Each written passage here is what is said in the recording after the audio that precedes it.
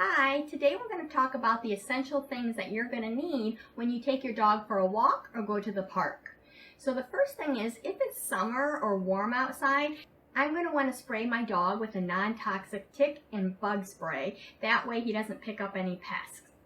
So the first thing is kind of obvious, and that is a leash. So one of my favorite things on a leash is a safety clip. So if you can see this clip, it's going to be very safe for my dog because it doesn't slide down, so he's not going to be able to escape it. A lot of dogs, when they're hooked to a leash that slides down, they do a little twisting and that little nub right there will actually move down and they'll snap right out of their leash. But with this type of leash, that can't happen because you actually have to push it in order to get it hooked to your dog's harness or your dog's collar.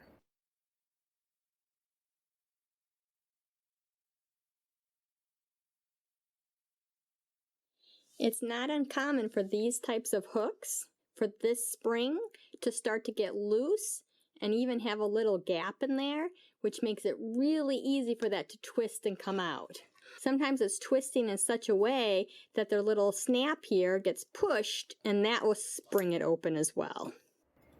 I prefer a 6-foot leash. That way it gives me a lot of opportunity that Dexter can still be a little bit away from me, but then I can reel him in and get him a little closer if needed, because some dogs don't like to go to the bathroom if they're too close. So I find a 4-foot leash is just a little too short when I'm going for a walk with Dexter.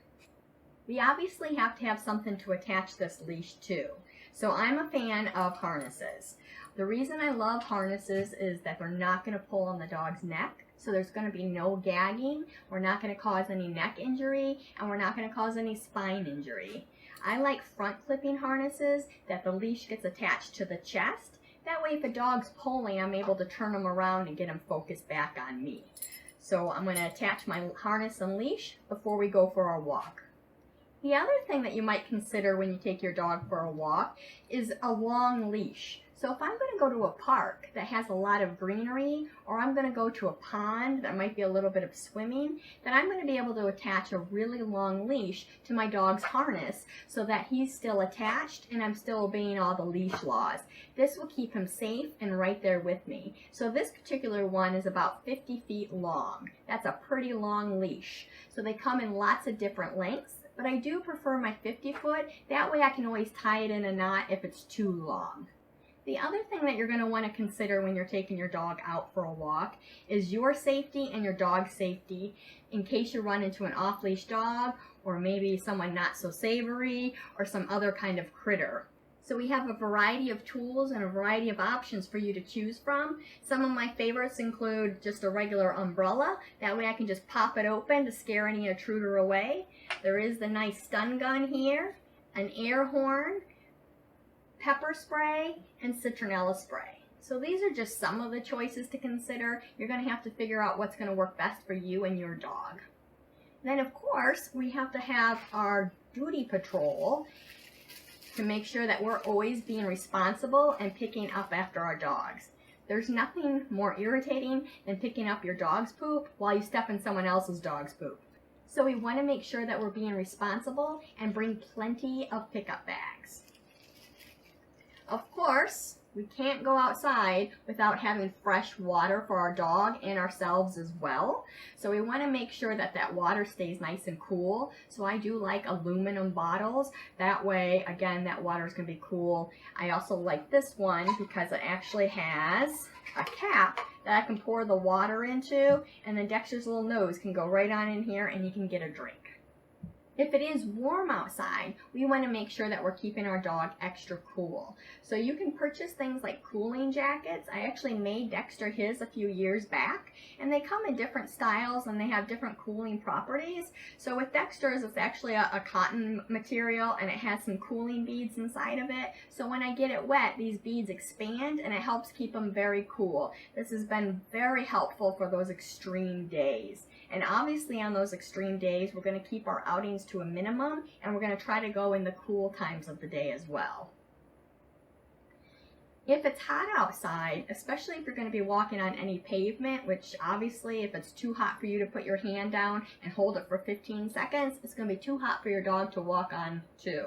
So I want to walk him on grass whenever possible, but you can get some light booties. That'll keep your dog's pads protected and it will keep them cool, especially if you're doing any kind of beach outing, because that sand gets really hot just as well. We have to remember that our dogs are walking barefoot on the ground. Their foot pads are not shoes. They're very sensitive, just like the palm of your hand. When we're walking our dogs in the winter, obviously boots are going to come into play.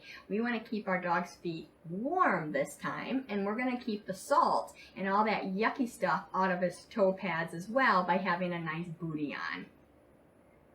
In the winter, we can, depending on how cold it is, if you're in Ohio or any other of those cold states, we can also have a dog hat, and that'll just slip right over his head and keep his ears warm. Dexter has those long ears, so that also keeps his ears tucked in, so that when he's sniffing the ground in the winter, he's not getting these big ice chunks hanging in his ears, and they're actually staying nice and clean. Of course, we are going to dress our dogs in the winter. So just like in the summer when you have a cooling jacket, in the winter we want to have a warm jacket. So we want to have a nice jacket that's nice and warm for our dogs.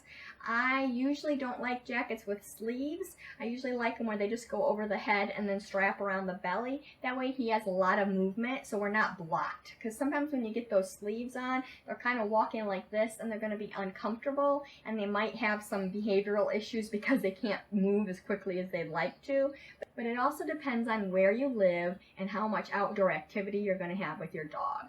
Just like in the summer, if it's too cold outside, you want to have your outdoor activities to a minimum, especially if you go to stand out there and he starts lifting his feet because he doesn't have his booties on and it's just really cold. Just go out and go potty and do some indoor games instead.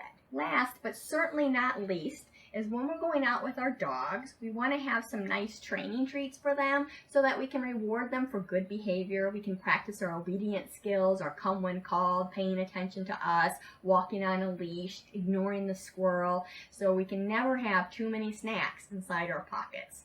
Remember, our treats are going to be healthy snacks. I typically like to use things like cooked meat, or dehydrated vegetables, or dehydrated fruit chips.